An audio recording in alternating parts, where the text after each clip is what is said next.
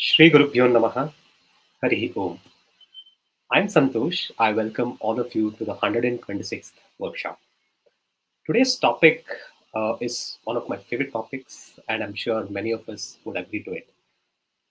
The moment we hear the word Veda, we think of like the melodious hymns sung in a perfect pitch.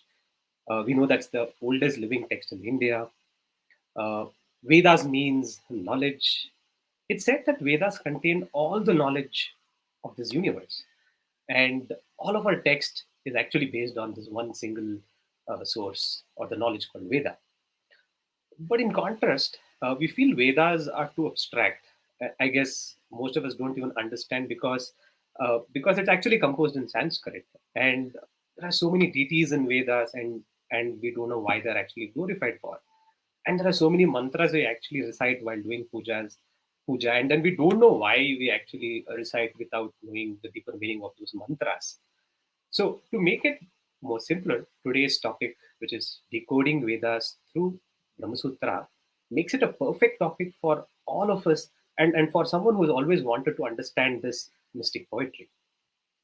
So, let's understand what are Vedas, its structure, and why do we need Brahmasutra, and how do we interpret certain Brahmasutra Vakyas, and much more in a very simplified manner. Today's speaker, Sunder Madakshira, would be actually taking through the entire process and how do you decode this Brahma Sutra, and we well deep into Veda mantras. So Sundar is currently working as the CEO of Resolve and also has been mentored in his spiritual quest by well-known scholars like Sri Prabhanjanacharya, Srikantacharya Bayari, and Srini Acharya. So before we proceed, so I request all the viewers to actively participate in the session as we chat. Please keep your questions handy or drop your questions in our comment section so that we can pick up and answer them. So with this, let's begin.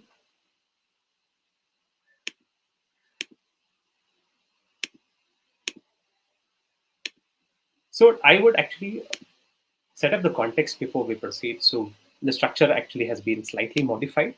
So the structure of the day is we would be discussing the core topic, which is decoding Vedas through Brahmasutras, the importance and challenges of Vedas, Brahma Sutra structure, how it has been structured, what are the key takeaways that we can have from the session.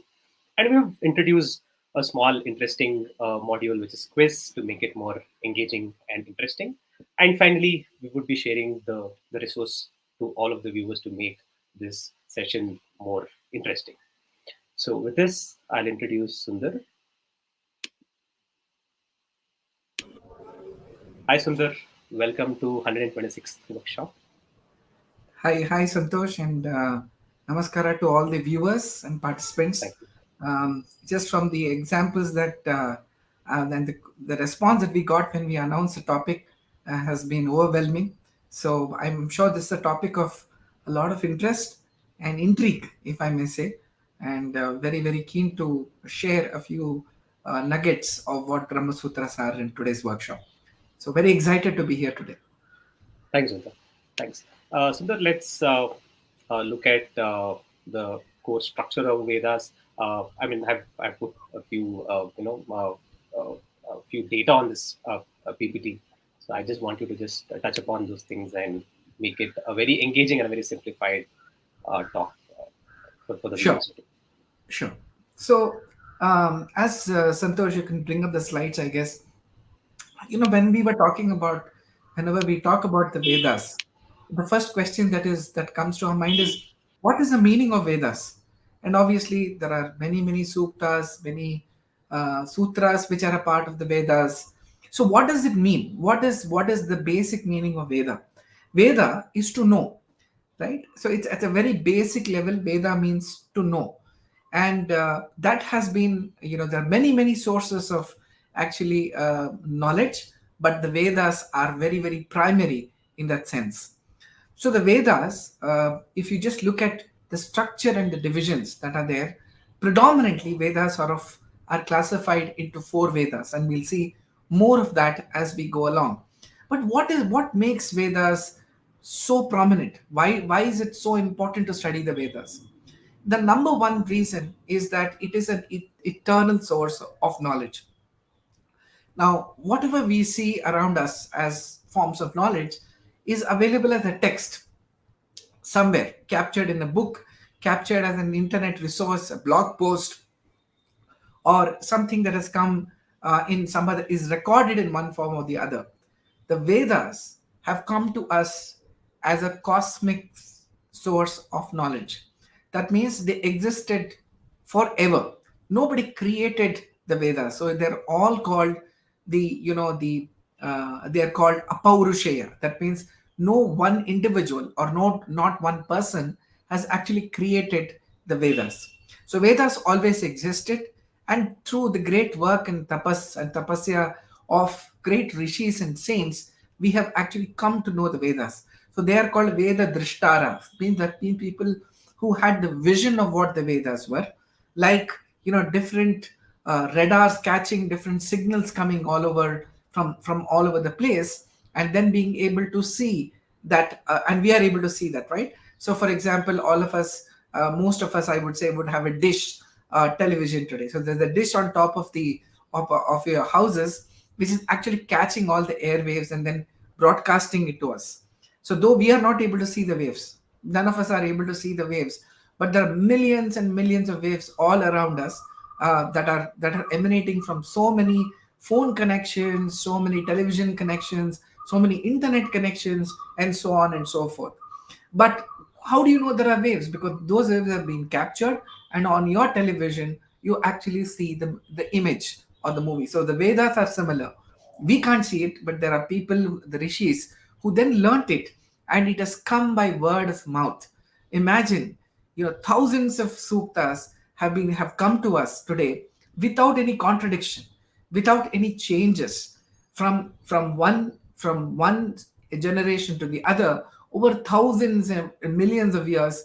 It has just passed on to us, and today we find the Vedas. Of course, today we have captured it in the form of books, and it has been printed, and it's now available for all of us to know. But the very generation of the Vedas is something which is extremely special.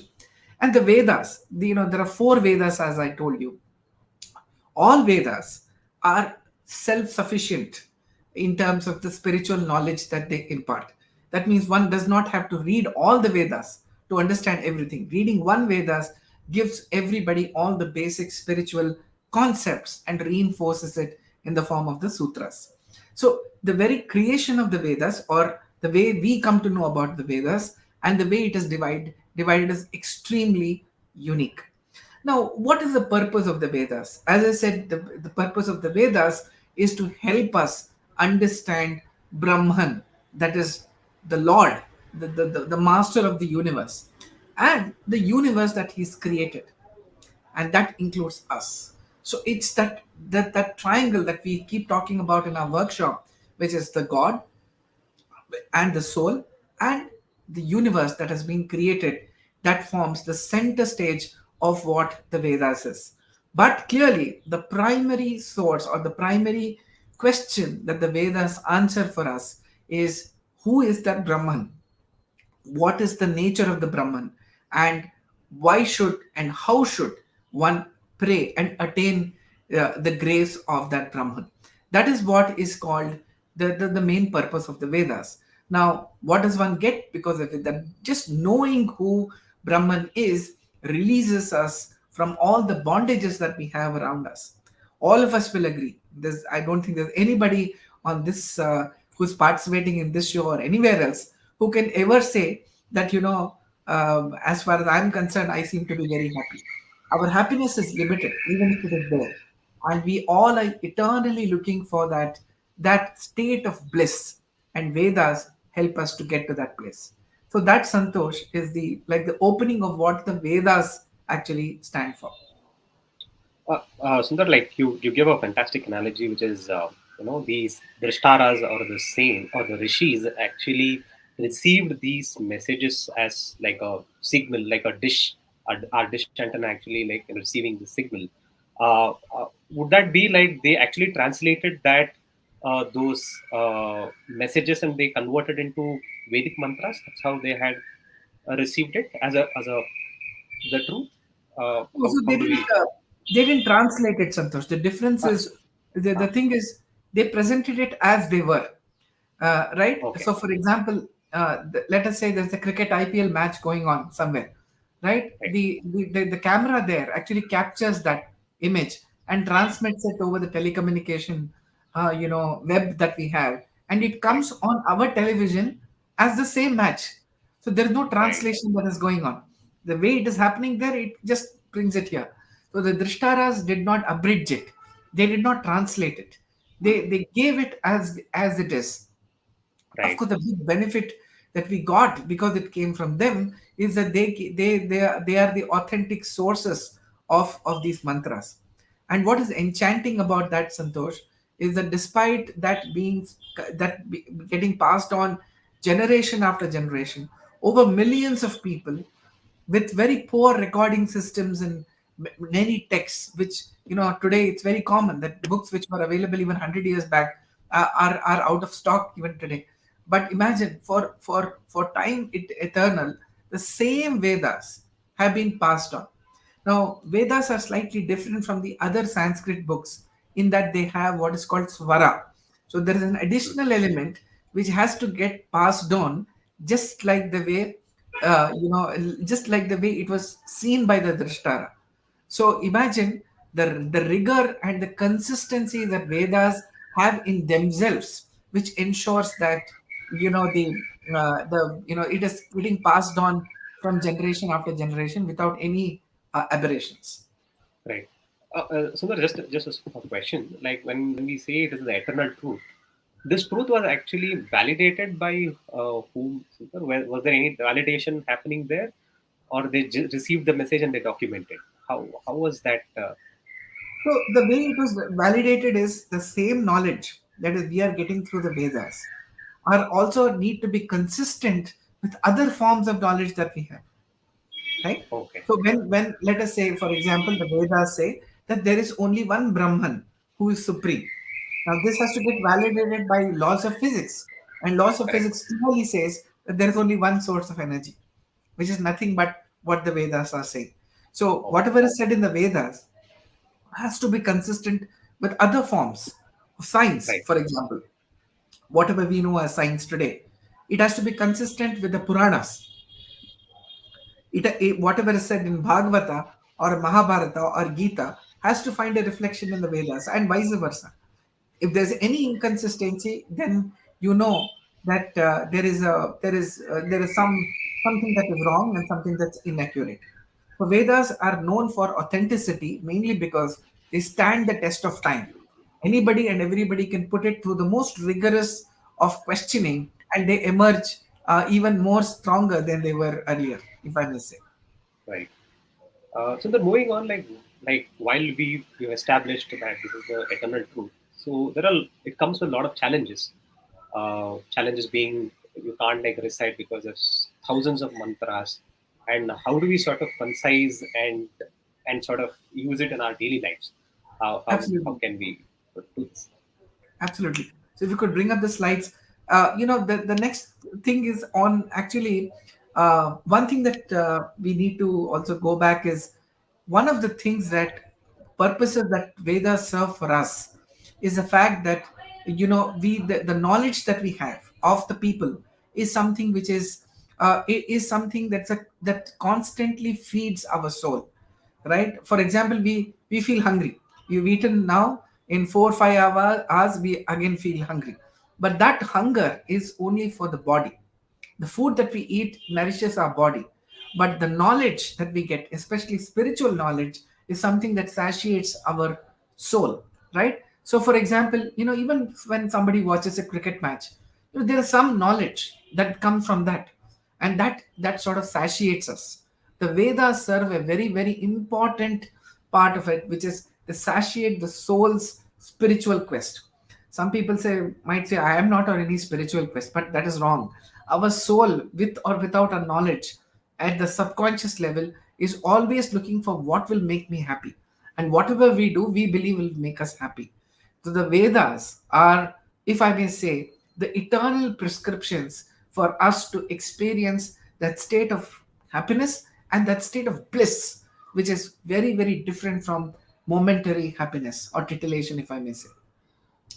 But again, Vedas are also coming with, the study of the Vedas comes with a few challenges. One, as you rightly said, is vastness. Ananta vai Vedaha. That means the Vedas are not just four.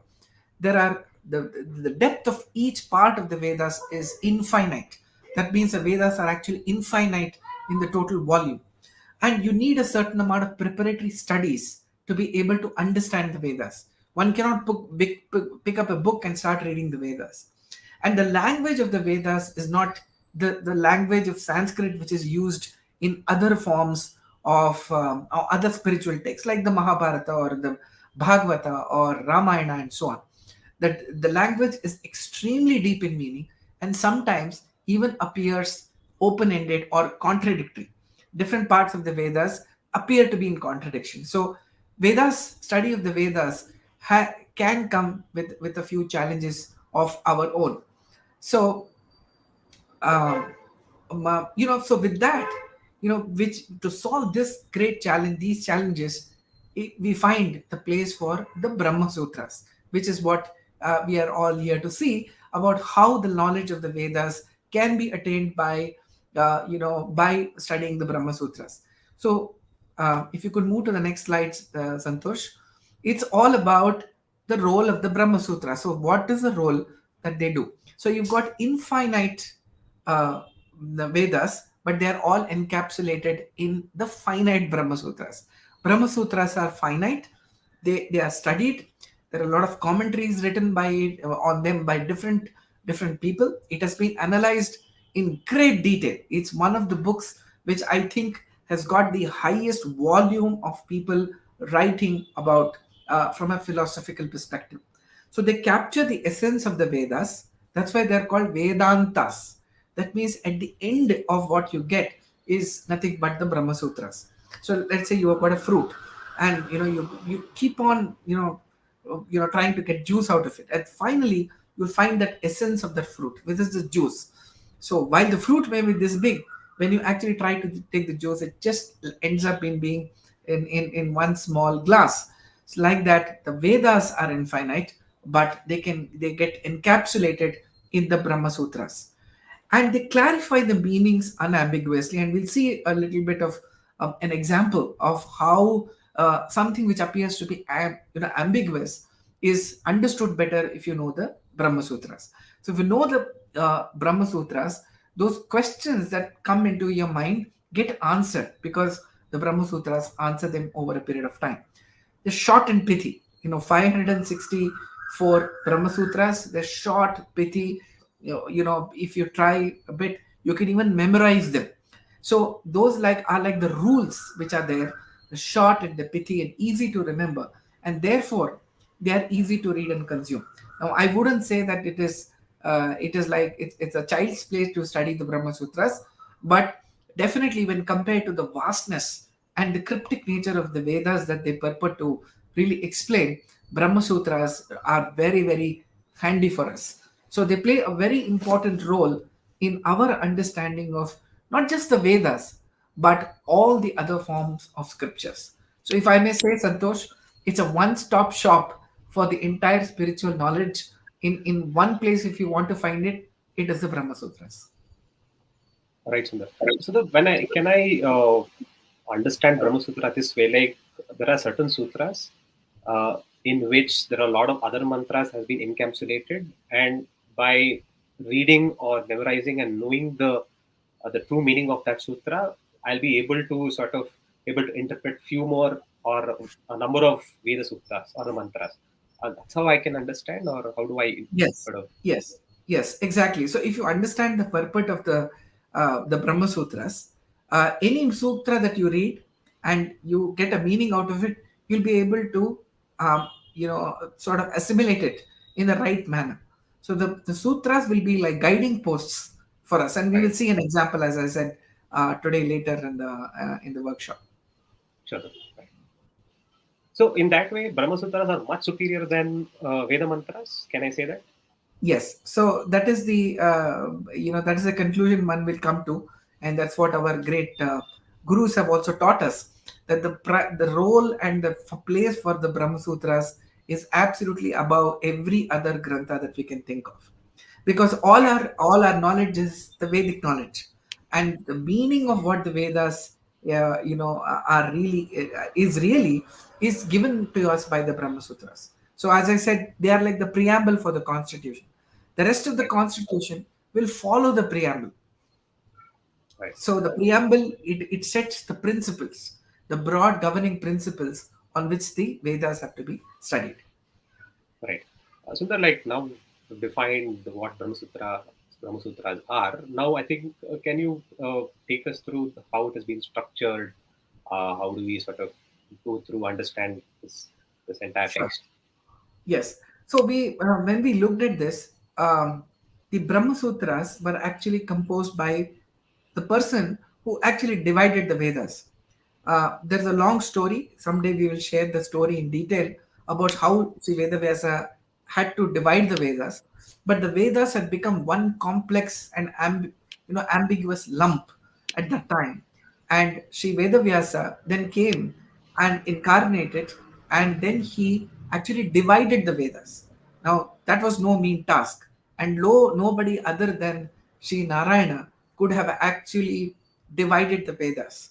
Humongous work, and divide them into meaningful places. It's not just about taking a knife and, like the way you probably cut a cake, it was not just about dividing it like that, but about ensuring that you are um, dividing it in a manner that each unit becomes self-sufficient by itself. Each one is consistent. Each one is rectified. Each one is, consistent with the other parts of the Vedas, and so on and so forth. And the Vedas also have different parts. So he ensured that this division has been done. Now the same Veda Vyasa Devaru, Vyasaya Vishnu Rupaya, Vyasa Rupaya Vishnave, who is none other than the incarnation of Lord Narayana himself, composed the Brahma Sutras.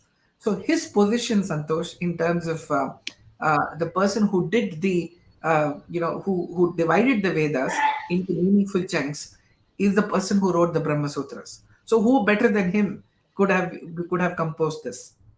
Now, this is the format of the. So, what is the meaning of a sutra? Let's go with that. So, there is a beautiful definition that is given, which is alpaksharam, asandigdham, sarvatomukham, astobham, anamadyancha, sutram, sutra vido viduhu. So, what it says is there are essentially four parts, four requirements for something to be called a sutra. Number one is it has to be alpaksharam. That means it has to have piti. It cannot have too many words. There cannot be repetition of these words, and there cannot be a long sutra. For example, a sutra cannot have 25 words. No, that's a sentence. Sutra is a dictum. It is so therefore it has to be with few words. Asandigdham. That means it should not show any kind of um, lack of clarity. It should be clear. Asandigdham. That means it should be clear about what it wants to say. The third one is saravat. That means it has to say something which is of consequence. It just can't say very mundane things. And of course, the last one is sarvatomukam. That means all Brahma Sutra should be applicable to all parts of the Vedas. It has to be and address all the questions, and it has to be consistent with all the other forms of scriptures like Itihasa, Puranas, and so on and so forth. So that is what is the sutra. It is composed by Veda Vyasa, and it is a novel form of sutras that was pioneered by Sri Veda Vyasa. Brahma Sutras are not the only sutras. The Sanskrit grammar, for example, has Panini Sutras, which are the grammatical rules by which one has to use in order to interpret words, in order to construct a sentence in Sanskrit. Those are grammatical rules, like the way we all read the Wren and Martin grammar in our high schools. Panini Sutta actually gives those rules. Similarly, there is Patanjali Sutras, which tell us about our Yoga Sutras. But Brahma Sutras occupy a very, very critical role. So when people say sutra or sutra bhashya, it is understood it is the Brahma Sutras. That is the primacy. that this particular sutra actually has. So, for example, when somebody says Gita, what do you say? It's Bhagavad Gita. There are other Gitas also, like Anugita, Uddhava Gita, and so on. But when you say Gita, because it's such a primary thing, it's always called the Bhagavad Gita. So, similarly, when you say Sutra, it is actually the Brahmasutras. So, that is a little bit about the sutras. So, if you can bring up the slides, we will also look at the numbers. There are many synonyms for Brahmasutras. One is Paravidya, it's also called Brahmavidya, it's called Brahma Mimamsa, Sharirika Mimamsa, and it's, of course, very popularly known as Vedanta. Because, as I said, it is like the culmination of whatever we have to learn in our lives culminates in the Brahma Sutra. That's why it's called Vedanta. That means at the end of the Vedas, what you learn is nothing but the Brahma Sutras. So there are four chapters in Brahma Sutras. They are all called Adhyayas. So Samanvaya Adhyaya, Avirodha Adhyaya, Sadhana Adhyaya, and Paladhyaya. And it has got 222 adhikaranas, and it has got 564 sutras. Now, this is the Vaishnava interpretation. Other forms of philosophies have looked at this number slightly differently. It varies from 522 to 540 to 564, but predominantly it is Madhvacharya who has written the meaning for all the 564 sutras in his works and commentaries on Brahma Sutras. So that's the structure of the Brahma Sutras. Uh, in short, it has got four chapters, and each chapter, in these chapters, we have 564 sutras and 222 adhikaranas, which you can treat it as some kind of chapters which are consistent. So each adhikarana gives us a very important philosophical, lesson. So that is the Brahma Sutra structure, Santosh. So that like why the 564 sutras for like someone who like just began a spiritual journey or is quite interested about Brahmasutras, how does he have to study like because there's so much, it's still vast. 564 sutras, it's impossible to go through. How does he? How should one approach this text? Sure. So, Santosh, first of all, I think you use the word impossible. I Yeah. don't think anything is impossible for any one of us, because I think all of us, God has given us and bestowed us with, very great gurus. I think that's the first and most important thing when you want to be on a quest like this. So, we've been very fortunate that India is a land where you got so many different schools of philosophy. All of them are giving an opinion or a perspective, if I may say, on the Brahma Sutras. So there is no dearth of knowledge. There is no dearth of the gurus. We are at the right place at the right time. And what I think it of course needs is a bit of commitment for us to understand, a bit of patience, because the Vedic studies are very different from the studies that we have taken up in our schools and high schools and college education, postgraduate education, and so on. Irrespective of which country we come from, they all have different education systems. So this is a slightly different education. But once one sets his eyes on doing this, picking up, and we will talk about the resources that are there as one goes about studying the Brahma Sutras. Now, one thing is, whenever one starts to study the Brahma Sutras, he needs to study with a commentary, because, as I said, it's very pithy. By itself, it's difficult to understand what the meaning is, and sometimes the meaning is very, very profound, and it stands the test of the consistency, which I keep talking about. It is so consistent with the Vedas, the Upanishads, the Shrutis, the Itihasas. So it is a lot of energy, lot of spiritual knowledge that's just packed in. I mean, just look at a USB drive, right? You can't imagine that a small USB drive could have so much in it. Just imagine you were to look at it and say, "Oh my God, how much information can this small thing even carry?" And you just throw it. It is a big loss. So sutras are like that. So you need a bhashya. A bhashya is nothing but a commentary, and there are different people who have follow different schools of thought and philosophy, and they've all written on the Brahma Sutras. Now, what is important, Santosh, again, to come back to the primacy of Brahma Sutras, is that it is one text where everybody has found it worthwhile to be, to be considered for very deep commentary. It's not something which is dealt with any casual thinking at all by anybody, by any form of philosophers.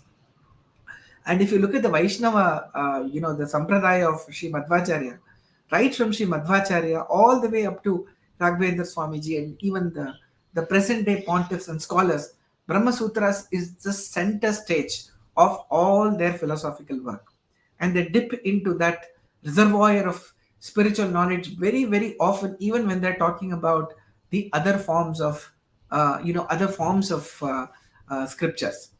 So it is definitely there. One should start at a with a basic study and then keep in getting deeper and deeper.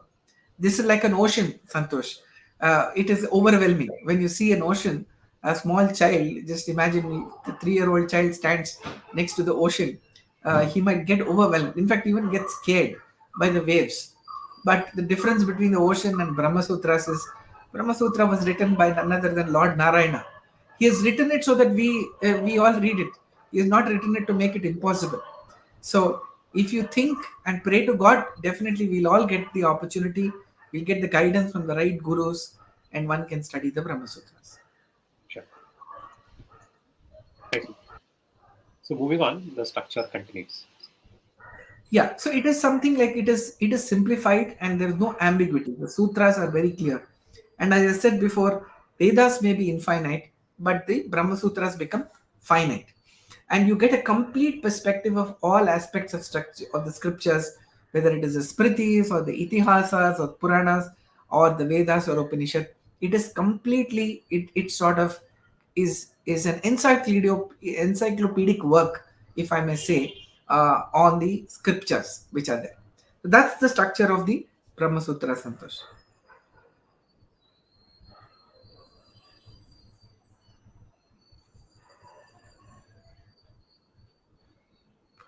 Yeah. So let me now take you through. Yes, Santosh, you I think had a perspective. Yeah, so we had actually put up some examples. So how do we sort of decode using the actual Brahmasutra Vakya? So Correct. could you just like Yes. explain in detail? Yeah. Correct. Now, this is a very interesting thing, Santosh. Right? So, one of the things we said is that when you're reading the Vedas, they appear to be self contradictory. That means they appear that there is some confusion, it's not clear. And what does it even mean? Vedas are full of such sentences. So, if it was not for the Brahma Sutras, it is very difficult to understand this. So I have picked up one sukta, which is the very famous Rudra Sukta, which I'm sure all of us have heard. It's an enchanting stotra of what appears to be the shloka or the sukta for to pray to Lord Shiva, right? Because Rudra Sukta means it has something to do with Lord Shiva. So it appears. But look at this. Let us read this. So it is like Agnishcha ma indrascha me, Somascha ma indrascha me, Savita cha ma indrascha me, Saraswati cha ma indrascha me, Pusha cha ma indrascha me, Brihaspatishcha ma indrascha me, and so on. Right? This is the one part of what we call as the Rudra Sukta. Now, if you just look at this, what it says is, I am, that means the person who is saying it is Agni. Agnish Chama. I am Agni.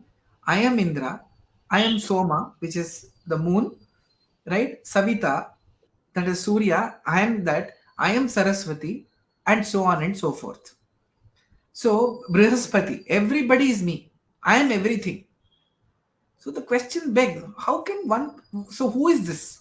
Who is that person who is all of this? And if one person is all of this, why do we pray to them as different gods? Right? So if anyone were to read this sukta, he'll say, boss, this is a meaningless thing. But when you look at the first set of Brahma Sutras, you get the clear answer.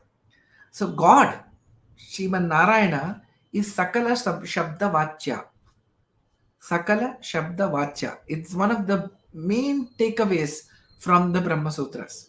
So it says that any word, forget a word, any sound actually connotes Lord Narayana only. So whether it is an Agni or Indra or Soma or Savita or Saraswati or Brihaspati or anybody, they all are names of Lord Narayana only. And because the gods like Agni and Indra and Soma, etc., are all, inferior to Lord Narayana, they have taken that name onto themselves. It's very common, in especially in South India, that people are named after their grandfather and their father and great grandfather, great grandmother, and so on. It's very common. So similarly, that aspect of Lord Narayana, which they liked very much, they have taken that name and called themselves by that name. So Agni, who is the when you say Agni, it is actually Lord Narayana's name, which the fire god or Agni as we know him has taken that name. So how does the Brahma Sutra help us understand this? Because it in the first sutra, which is Om Athato Brahma Jignasa Om. This is the first sutra.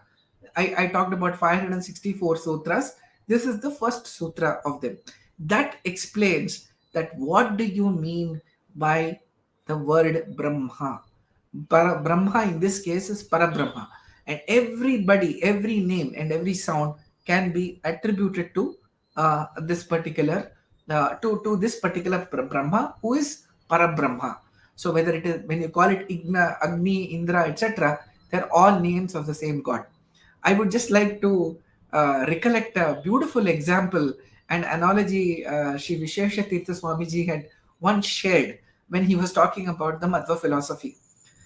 He said, he gave an example. So just imagine there is a house. There is a house, and in front of the house is a beautiful garden. And in the garden, there's an elderly gentleman, there's an elderly lady, there is a middle aged woman, and there's a young boy, there's a gardener. All these people are actually five people are, in the garden. And there's a person who comes, a middle aged person. He comes into that garden and he walks into the house. Somebody just comes and goes inside.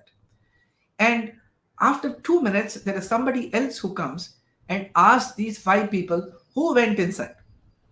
So what will these five people say? The elderly gentleman says, my son went inside. The elderly lady says, my son went inside. The middle-aged lady says, it is my husband who went inside. And you ask the child, he says, my father went inside. And you ask the gardener, he says, it's my master for whom I work. He went inside. So the same person is known with different names depending on who actually saw that and what's the relationship that person has to the gentleman who went inside. But the Vedas are similar. All of them are saying that the person who went inside is, and it appears there are different people. So Brahma or Parabrahma has all these names, and all the other gods have taken that name from him and called it themselves. So is Rudra, this is called the Rudra Sukta. So is the Rudra not the person we are praying for? Yes, we are praying to Lord Shiva, but the main person to whom we are actually praying through the Rudra Sukta also is none other than Narayana. And we all know that in Vishnu Sahasranama, for example, the name of Lord Vishnu is Rudra. Rudro Bhahushira Babru Vishwayonihi Shuchishavaha. That means that's also one of the names of Lord Narayana only, which Shiva has taken onto himself. Similarly, Varuna. All these names are names which have come from Lord Narayana. So now we have seen the example of how everything that when you're looking at, they all talk about Lord Narayana only. And that is understood if one studies the Brahmasutras and then studies the Rudra Sukta, immediately he will be able to understand this is what is the message that is being given. So I have quoted the Harivamsha also, which is Vede Ramayana Cheva Purane Bharate Tata Adavante cha Madhye cha Vishnu Sarvatra Giyate. So what it says is you take any part of the scripture in the beginning, in the middle, and in the end, all of them are something which actually talk about the glories of Lord Narayana himself. So this is one example that I have taken about how Rudra Sukta can be understood better with the Brahma Sutra. Similarly, Tameva Vidvan Amrita Miha Bhavati. I'm sure many of us are familiar with this because it's a part of the Purusha Sukta. So, Tameva Vidvan Amrita Miha Bhavati. It says if somebody has to be Amritam, that means he has to get moksha or salvation, it can happen only by being a Vidwan. That means somebody who is a Gnani, that is an Aproksha Gnani. So anybody who is an Aproksha Gnani, only he can get he can get entry into the world of moksha. Others will not get it. The next line for your information, Nahanya Pantha Vidyate Ayanaya. That means there is no other way. Don't look for any other detours. The only way to get that salvation is through the Gnana Marga. And again, this one can be better understood when we analyze or when we unpeel, like the lotus. The lotus is like this. But when we unpeel, we say that what a beautiful flower it is. It has got so many layers. The Veda mantras have multiple layers, and to be able to understand each layer and to be able to really enjoy the fragrance as well as the lovely honey which is there embedded in that flower, we will need to be to study the Brahmasutras, which give us the essence. Sundar, you give this analogy of whichever sukta that I recite. So the primary, the essence or the Parabrahman in every sukta would be Narayana himself. So would that mean that whatever sukta that I recite, be it Saraswati, Pavaka, Pavamana Sukta, uh, so there will be a primary which is the Narayana himself in that mantra as the primary deity to him, through the deity or the Tattvika Devata I would be giving my namaskaras to Lord Vishnu. That's how I Correct. need to make the meaning Correct. out of whatever the Correct. mantras that I recite. Exactly, Right. Santosh. See, it is like this. For example, you say every month we all pay the electricity bill, we pay the water bill, right? We pay our taxes, road tax we pay the property tax, right? We pay the income tax, right? Now, where does all this go to finally? It To the all goes to the department. government, right? It goes to the government. Finally, it goes to the Goes government. the government. And we all pay it through different banks. Can I say that, look, I will get so much of tax money in a bundle in cash and I will come and keep it in front of Vidhan Soda and for which you should give me a receipt? No. It No. has to go through certain channels because they are all separate accounts. Now, for us to be able to think about God in such a fantastic way is very difficult for us to do it.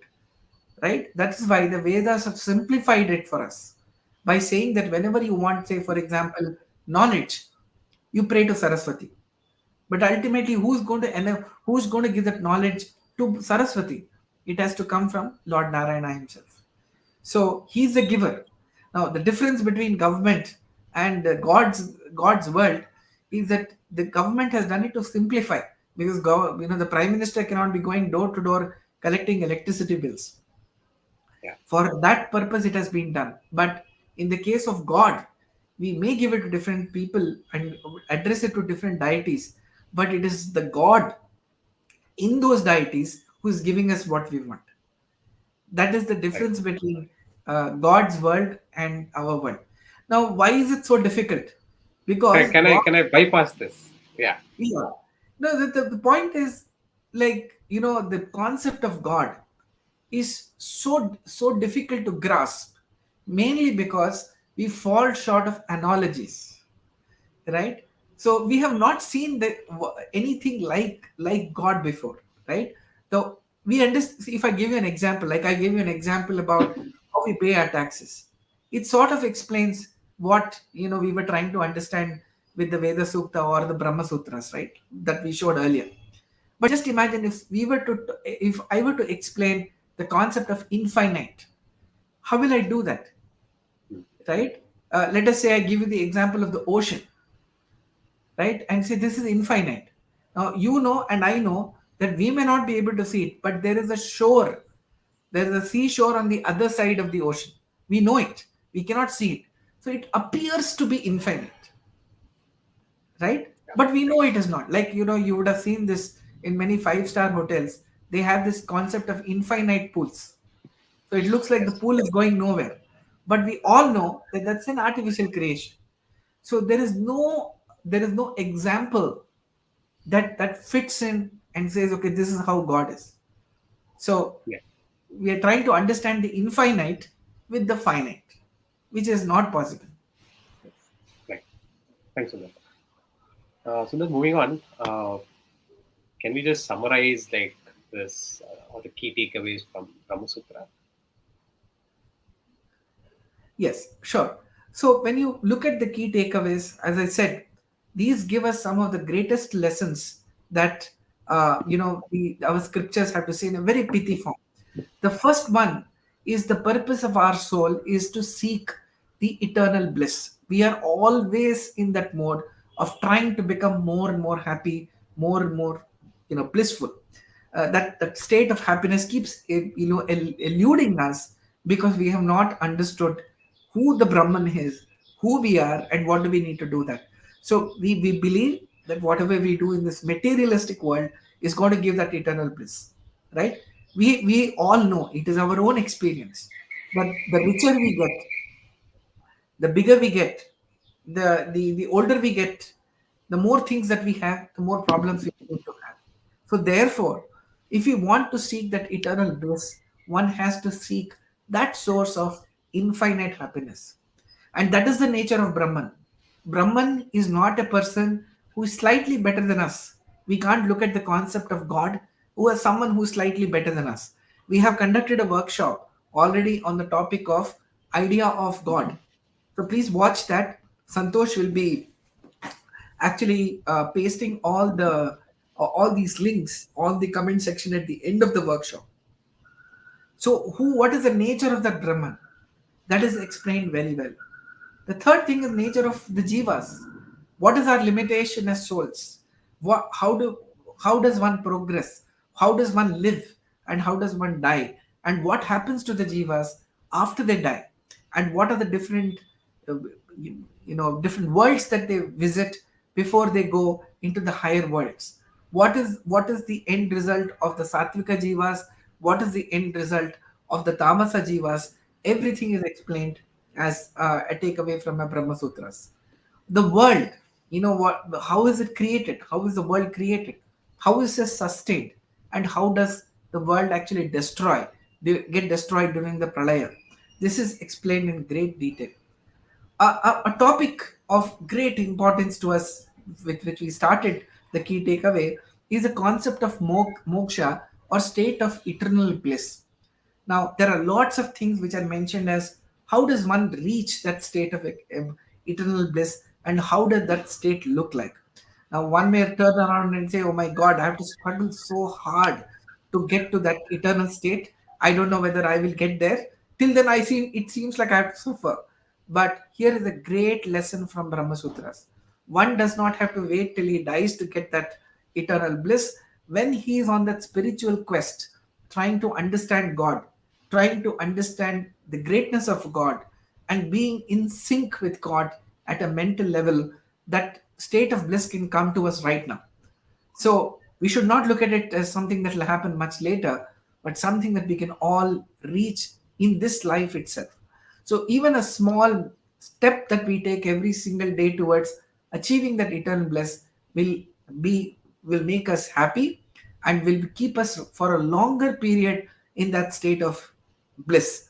So that bliss may not be eternal, but it is still there, and we'll all be much happier people than what we are. We also have a great realization, and who am I, and what do I have to do to be happy, is the key takeaway from the Brahma Sutras. So we have conducted workshops earlier on many of these topics. So I would encourage all the participants who have not attended that to attend those workshops. So Santosh, I would request you at the end of the workshop, if you could put it through, that will be wonderful. Sure.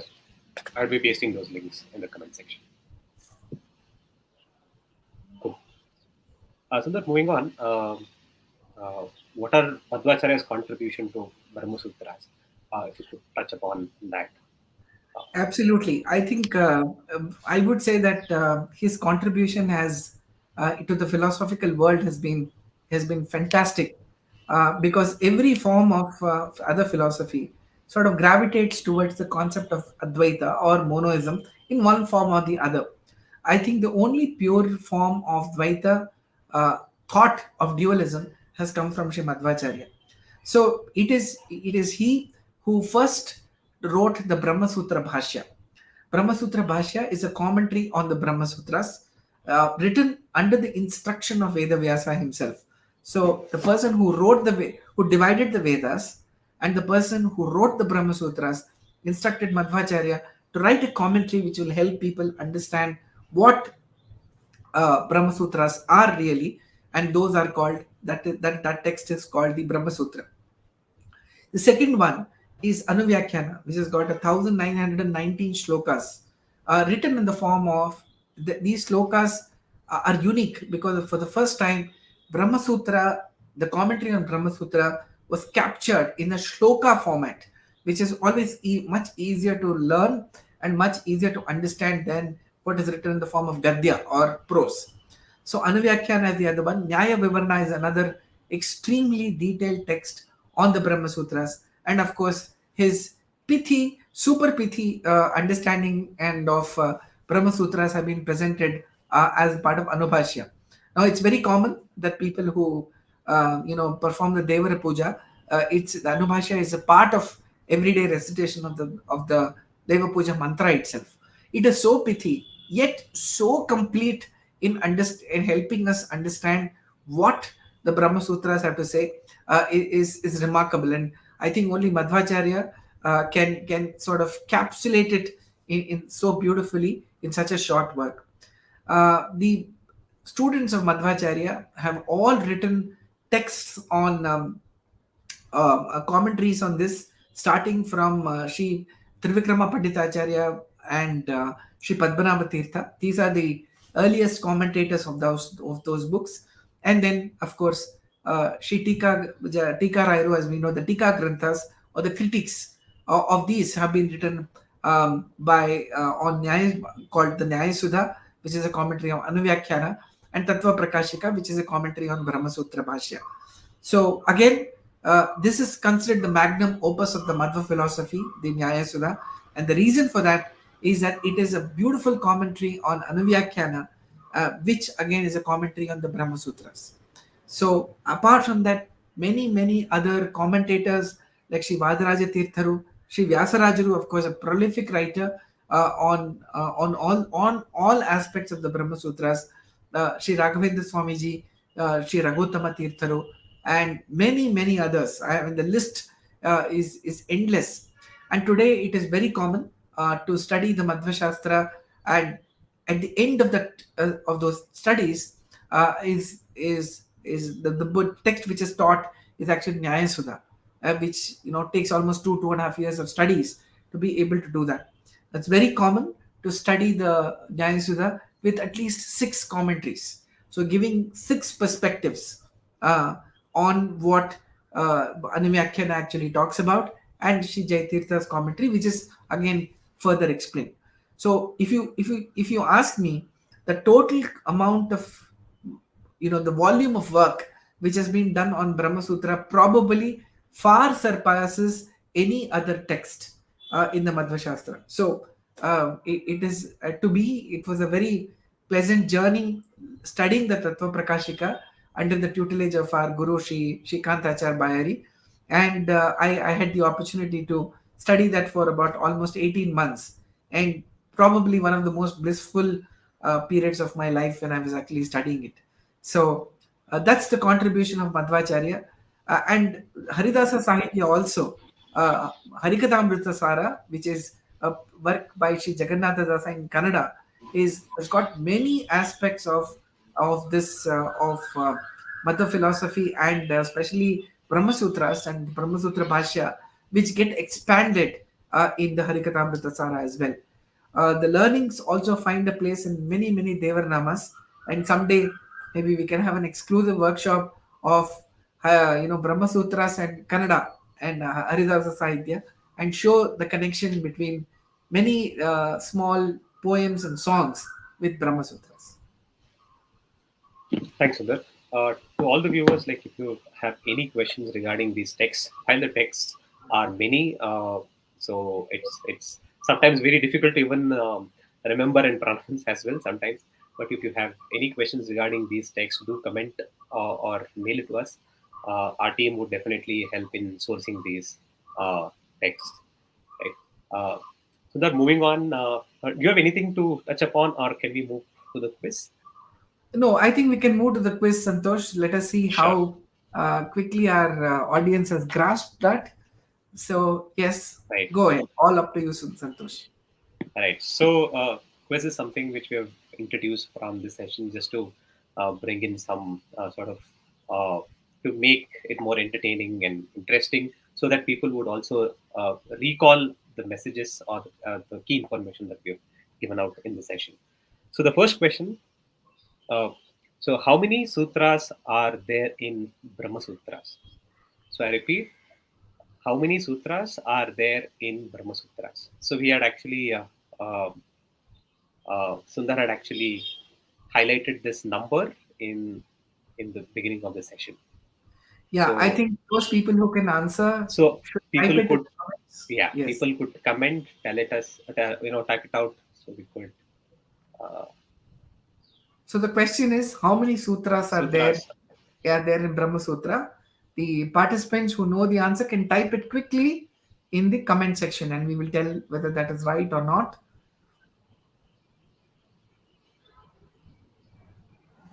So we give out next 10 seconds. Any viewers watching can type out the right answer, and don't hesitate. Even if you don't know the answer, you could still type it out. We would definitely call out the right answer. Oh, fantastic. J Gosai has actually given us the right answer. So it is the 564. So 564 is the correct number. Triple two is the Adhikaranas. So Raghavendra Rao Nagaraj, it's the triple two is the Adhikaranas, the chapters. But 564, Jayant is also right. Jayant has given out the right answer. 564. 564 is the right answer. So moving on to the next question. Who has written the most concise commentary on Brahma Sutra? Who has written the most concise commentary on Brahma Sutra? I'll just read out a few options. It is Sri Ramanujacharya, Sri Adi Shankaracharya, and Sri Madhvacharya. So the question is, who has written the most concise commentary on Brahma Sutra, and also who has written the longest as well? So the three options is Sri Ramanujacharya, Sri Adi Shankaracharya, and Sri Madhvacharya. So Aisha Parveen has actually given us the right answer. Uh, it is Madhvacharya who has actually written the most concise version on Brahma Sutra. Absolutely, Santosh. Brahma Sutra Bhashya, all Yes. has been written by all the three gurus. Sri Madhvacharya is super pretty in everything that he writes. So Brahma Sutra Bhashya is no exception. Of course, when you add all the other commentaries, they become quite voluminous. The longest commentary on Brahma Sutra has been written by Sri Shankaracharya. It from a volume perspective, it is the largest when you compare just the bhashyas by the three teachers. Yes, Right. Thanks. So the third question. So which of the following are not synonymous to Brahma Sutra? So the question is synonyms, which synonyms. Yeah. synonyms. Sorry. So which of the following are not synonymous to Brahma Sutra? So the options are Paravidya, Brahmavidya, Brahma Mimamsa, Smriti, Vedanta. And it's also called Sharirika Mimamsa. So these are the five options. The five options goes like this. So which of the following are not synonymous to Brahma Sutras? Which is Paravidya, Brahmavidya, Brahma Mimamsa, Smriti, Sharirika Mimamsa, and Vedanta.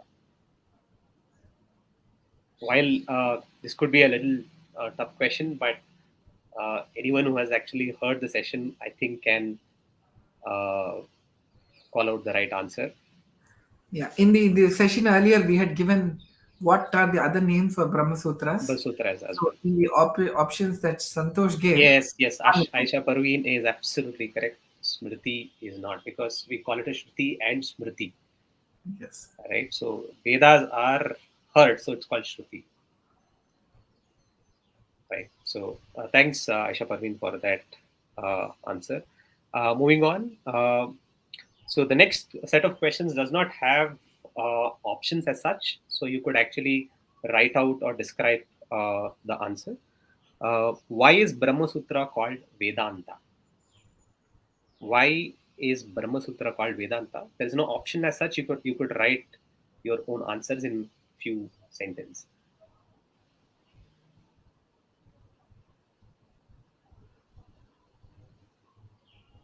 So why is Brahma Sutra called Vedanta?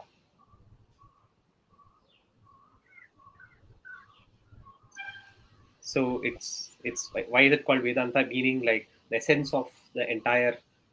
So it provides the correct conclusion of the Vedas. Right, that's correct. J. Gosai is correct. It actually summarizes the entire, or give you the gist or the concise version of Vedas, and hence, yes, the essence of Vedas. Why Yeah, it's I called think Vedanta. somebody in one of the earlier participants had also answered. It is called Anto Nirnayaha.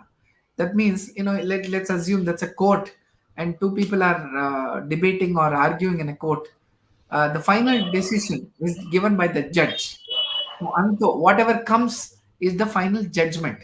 So Brahma Sutra is a Nirnayaka Grantha. That means it gives the final verdict on what are the philosophical aspects.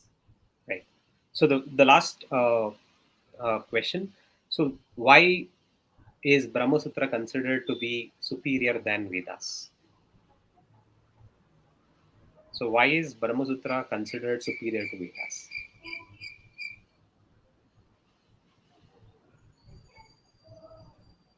Yeah, I The think essence you have essence been is wrong. also right. Essence is also right. Probably you could add further, uh, because it's also the essence, but also without which Vedas could be quite difficult to understand. So Brahma Sutras add more clarity, and it gives you a certain, a kind of formula to understand these Veda mantras, and hence Brahma Sutras are considered to be more superior than Vedas. Right, Sundar, like you have any? I've called out all the questions. Do you have any other questions to add, or can we move on? No, I think Santosh, it was a good Sure. beginning. We will make Right. this. We try and make this a regular piece so that everybody, first of all, is gets an opportunity and stays alert. Correct. Second thing, I think it's also we have taken up very straight questions. Next time, we'll make it a little more intriguing, and it's something Correct. that we can give articles about this. So, thank you so much, Sure. Sure. and on the quiz part, yeah. So thanks all the viewers for Yeah, participating, and I think one most thing, of them. yeah, I could see that, I definitely like to see more people participate. But I think what is clear to us is whatever we have tried to convey has been very well understood. There are no aberrations, and everybody seems Correct. to be grasping the concepts very well. So, very happy to know that. Right. So Sundar, moving on, like how does one actually take up studying Brahma Sutra? So is there a text that he can start studying, or does he need a guru? How does one actually take up studying? Yes. So I think one thing is Brahma Sutras. There is a bhashya.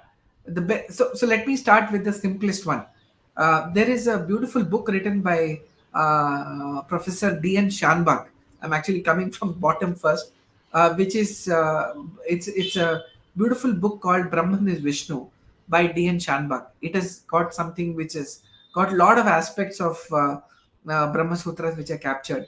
The second one is the Essentials of Brahma Sutra Bhashya, written by Professor K.T. Pandurangi. All these are English resources. That's why I'm putting it on priority, then we will come to the others which are there. Then the next one is the Brahmasutras by Dr. S.T. Mudgal from Mumbai University.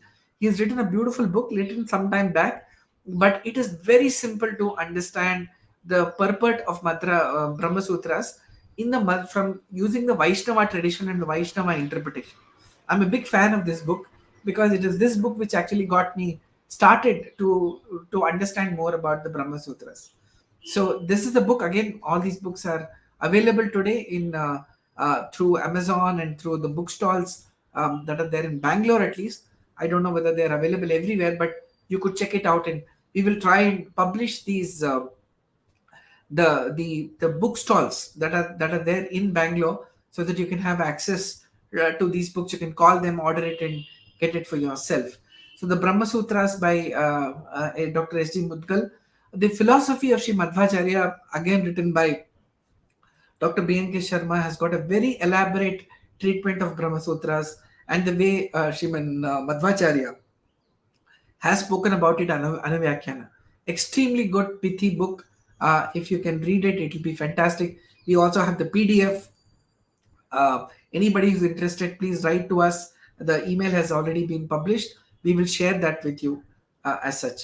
But the best way, and there is no substitute to this, is to study Brahmasutra Bhashya of Sriman Madhvacharya with the commentary written by Sri Jaitirtha, which is Sri Tattva Prakashika.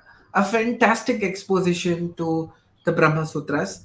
This, as I said, is quite a voluminous work, and it definitely needs some tutelage. So you'll have to go to a guru, speak to a scholar, and then start the studies under the tutelage. It's not a book that you can straight away pick it up and read. That's not, unfortunately, not available in English, but it is translated into Kannada by several organizations, including the Purna Pragna Vidyapitha. And so these are some of the resources that are available. There is today, as we speak, Dr. Vyasankara Prabhanjanacharya, our guru, he is conducting live Patha classes every day in the morning, and he is now covering the topic of Anuvyakhana. This entire thing, whatever he has taught till now, is actually available on YouTube, and the Shastra Patha goes on every day on YouTube. So you can do it YouTube live, or you can watch it in with retrospective effect, starting from the first day that he taught these subjects. So please go to the YouTube and search. There's a channel run by one of his disciples by name Vinay, Vinae. Please go there, and you will find all these recordings available with the shloka that he's actually covering as a part of Anuvyakhana. And honestly, there is studying the Brahma Sutras with these commentaries can be a very, very important part of our philosophical quest as we speak. So um, yes, so this is what I would say is the best way to start doing it. Sure. There's a question from the channel. Is there any translation of Madhva Bhashas in Tamil? No, as I'm aware, it wouldn't be. It is not available. But I'm not very sure of this, to be honest. I have not seen it. I've seen a lot of resources online, but none of them are in Tamil. So either one will have to read it in Kannada, or one will have to read it in English, which is Right, available. So right, that's the thing. sure. So moving on. So this is how our annual calendar looks like. So we've completed dhyana, japa, and tapas. The session on how to meditate, and then our current today's topic, which is decoding Veda through Brahmasutra. So this will be the series on Brahmasutra. So our next session will be on Aham Brahmasmi Tattvamasi and what is it all about, and we'll be diving deep more on the Brahmasutra, and then he'll start with Mahabharata and Ramayana. So we'll be pulling in a few intriguing questions and answering those questions on Itihasas, followed by, so we have Karma Yoga, Jnana Yoga, and Bhakti Yoga, which is from the point of view of Raghavendra Swami's unique insights. And then, so we have a very interesting session on 16th October, which is an open house where like people can actually participate, can ask all those questions. So it's an open house. There is no topic fixed as such. So we all can sort of participate and get our answers. And then moving on is a Upanishad sessions, which is where we'll be talking about essence of Vedic philosophy. And then sadhana, learning Madhva philosophy. We had actually covered this, but we want to again touch upon this session where we'll be talking about how to study Madhva philosophy in a structured way. And we'll be talking about the system of proof in Indian philosophy, then followed by the glories of Vishnu Sahasranama and lives and works of Yatigalu, Vadirajaru, Vyasarajaru, and Jay. Right. So, any questions, viewers? Please keep posting your questions. So we would be very happy to take up your questions. Uh, and moving on, so I'll be touching upon our some of the structures that we've been following in MFI, which is we'll be conducting live sessions, which will be a 1 hour session, like the every month session that we're conducting right now. And we'll also be broadcasting Vedic streams and short videos, which will be about between 3 to 10 minutes kind of a video, depending on the topics. And some of the topics that we'll be touching upon would be Dvaita series, Bhagavad Gita series, Upanishad series, Itihasas, and then meditation series. We had actually conducted the meditation series in as a live session. We'll also be trying to get it online. So to request to all the participants, like any questions, topics, suggestions, uh, please do write into us at madhvacharya numerical for you at gmail.com. Someone wishes to register with us, please do write in a mail, and we'll be very happy to onboard. Some of the channels that you can follow on YouTube, Facebook, LinkedIn, Instagram, and Twitter, the handle is again Madhvacharya for Youth. So the next workshop will be on Aham Brahmasmi Tattvamasi. What is it all about? Dive deep into Brahmasutra. So please block your calendar, which is on Sunday, again, 5th of June 2020. Yeah, Santosh, there's a question here which is regarding Adhikara. Is a non-Brahmin who has received Vaishnava Diksha entitled to study Madhva Shastra and the Shrutis? Yes, the answer is clearly yes. We have already mentioned that in few of our other programs as well. Anybody who has the only requirement to study Madhva Shastra is a person should have an open mind. That is it, and everybody becomes eligible to study this. So there is no restriction to study Madhva philosophy. Of all the forms of philosophy that one studies, Madhva Shastra is the easiest to grasp. There is no doubt about it, because it is also called Anubhava Shastra. That means it is all something that you experience. One does not have to think about and construct something that is abstract. Madhvacharya makes everything very real, and he makes it and presents it in front of him. So I think that is one thing that I would like to share. So somebody has said, please share the Brahmasutra Bhashya of Mudgal.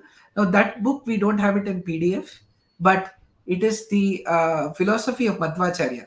That book we have in PDF. But the book on written by Dr. Mudgal is available in the market, and you can potentially buy it. Uh, yeah, I think these are the questions. So some people have asked me, most of our volunteers are based out of Bengaluru. Yeah, I think that's been answered by us. Most of us are based here in Bangalore. Uh, yes, and love to get in touch with you. So yes, so I'm very happy also, Santosh, that we are taking up a topic called Aham Brahmasmi and Tattvamasi and Neha Nanasti Kinjana. These are certain parts and sutras that appear in the Vedas, and it appears that they are talking about Advaita, which is saying that Aham Brahmasmi, that I am God. Everybody thinks that he's God, and we all are actually God. That is what it seems to say. But what is the real nature of that is something that we will see in our next workshop. And followed by that is a series on the Bhagavad Gita. We wanted, every year we celebrate Sri Raghavendra Aradhana, and most of us remember it for the lovely food that we had. But I think what is important is that the philosophical knowledge that he has given us and his in-depth analysis of the Gita gives us lessons which we would not have even imagined in our lives. He drills the Bhagavad Gita to such depths that it gives us insights along with Sri Jaitirtha's work, which we would never have got it at all in our lives. So when I was studying that, I think I felt that this is something which will be of interest to many people. So we're doing a series on that. So and all the other work we have published the calendar for the entire year so that everybody knows what are the other topics that we're covering, and request all the participants to continue attending the workshop. If there's anybody else that they would like us to send invites to, please write to us and we will include it in our database. Thanks, Sundar. Thanks for your time, and thanks to all the viewers who has participated. I request all the viewers to look at all the sessions that we have conducted so far. Everything is on YouTube, which is on our channel. Please do check out, and please do share and like and spread the knowledge as much as you can. And I thank all the MFI volunteers for putting up this content, and thanks, Sundar, for giving out your valuable insights.